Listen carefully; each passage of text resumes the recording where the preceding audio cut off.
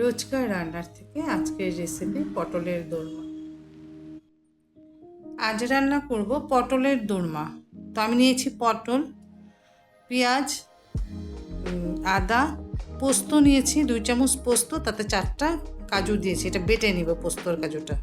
আর স্টাফিংয়ের ভিতরে ঢোকানোর জন্য আমি নিয়েছি যে কিমা।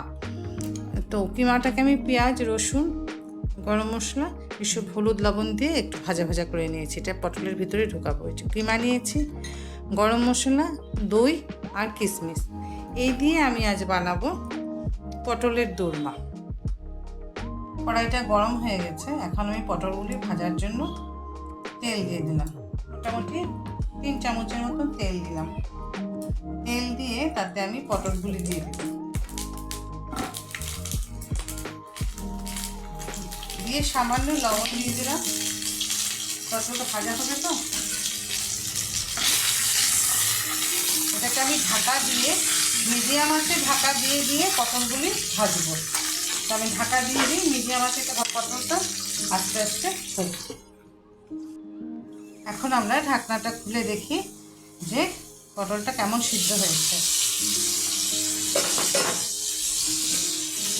পটলটা দেখো নরম নরম হয়ে গেছে, যে ভাজা ভাজাও হয়েছে হালকা। এখন আমি এটা নামিয়ে দেবো, হয়ে গেছে আমাদের পটলটা ভাজা। এখন আমি এটাকে ঠান্ডা করে তারপরে ভিতরে পুর ভরে নেব। এখন আমরা পটলগুলির ভিতরে পুর ভরবো।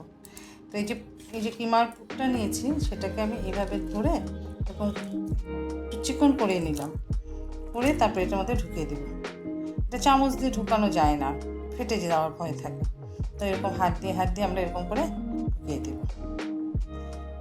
চিংড়ি দিয়ে তো সবসময় করি, কিমা দিয়েও ভালো লাগে। সয়াবিন গুঁড়া করে ওটাকে পুর করে নিলে পেঁয়াজ টেয়াজ দিয়ে, ওটা দিয়েও ভালো লাগে। মুখরোচক যেটা স্বাদ হয় সেটা দিয়ে করলেই হয়। তো আমি আজ কিমা দিয়ে করছি। তো এরকম করে সবগুলি ভরে নিই, এইভাবে সবগুলি ভরে নেব।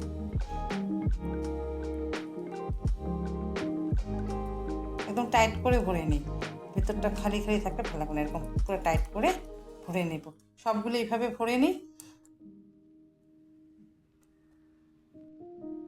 তেলটা গরমই আছে, যে তেলটা পটল ভাজা করেছিলাম ওই তেলটাতেই হয়ে যাবে।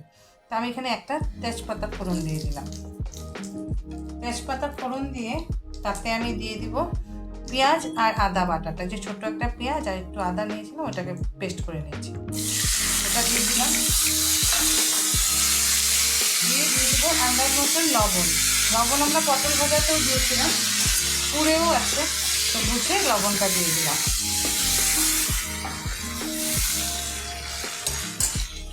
এখন আমি এটাতে দিয়ে দিব হলুদ, আধা চামচ হলুদ, আর দিব আধা চামচ লঙ্কার গুঁড়া, আর সামান্য আধা চামচের মতন জিরে গুঁড়া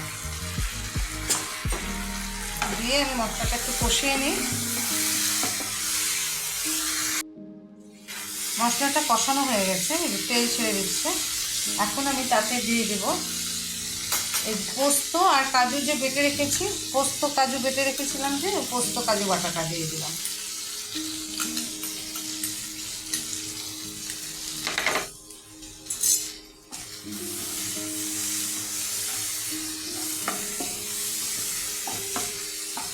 সাথে দিয়ে দিব টক দই। এখানে মোটামুটি 3 চামচের মতন টক দই আছে।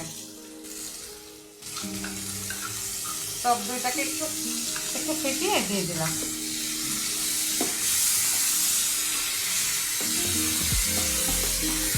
আর তাতে দিয়ে দিব আধা চামচ পরিমাণ শাহি গরম মশলা, দিয়ে পোস্তর বাটিটা দিয়ে একটু জল দিয়ে দিলাম। মশলাটা একটু ভালো করে কষানো হোক।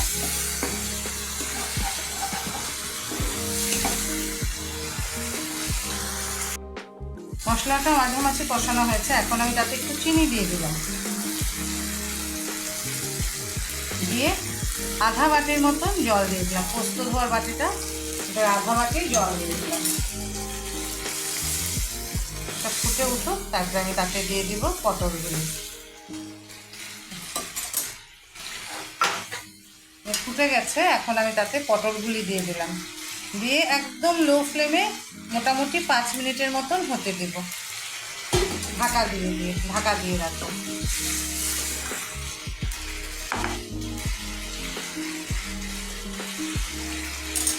একদম লো ফ্লেমে আমি এটাকে 5 মিনিটের মতন হতে দিই ঢাকা দিয়ে। এখন আমরা ঢাকনাটা খুলে দেখি,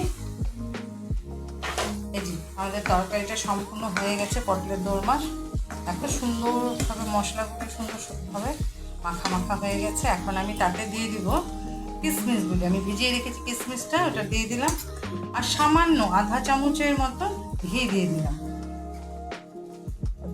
এই আমাদের হয়ে গেল পটলের দোরমা।